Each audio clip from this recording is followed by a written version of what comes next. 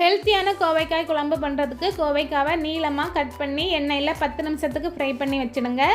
மிக்சரில் 1/2 cup தேங்காய், 1 teaspoon சோம்பு சேர்த்து அரைச்சி வச்சுடுங்க. அடுத்து குழம்பு பண்ணுறதுக்கு ஒரு கடாயில் எண்ணெய் சேர்த்து எண்ணெய் சூடானதும் 1 டீஸ்பூன் கடுகு உளுத்தம்பருப்பு, 1 டீஸ்பூன் வெந்தயம், 10லேருந்து 15 சின்ன வெங்காயம், 10 பல் பூண்டு, 2 கொத்து கருவேப்பிலை, 2 மீடியம் சைஸ் தக்காளி சேர்த்துக்கோங்க.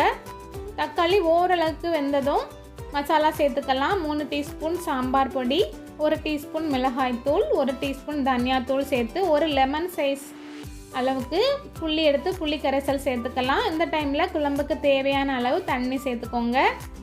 இப்போது ஃப்ரை பண்ணி வச்சுருந்த கோவைக்காவை சேர்த்துக்கோங்க. கோவைக்காய் சேர்த்து குழம்பு லைட்டாக கொதித்ததும் அரைச்சி வச்சுருந்த தேங்காய் பேஸ்ட்டு சேர்த்துக்கலாம். அடுத்து குழம்புக்கு தேவையான அளவு உப்பு சேர்த்து குழம்பு ஒரு 5 நிமிஷத்தில் கொதிச்சிடும். அவ்வளோதாங்க, கோவைக்காய் குழம்பு ரெடி ஆகிடுச்சு. தேங்க்யூ.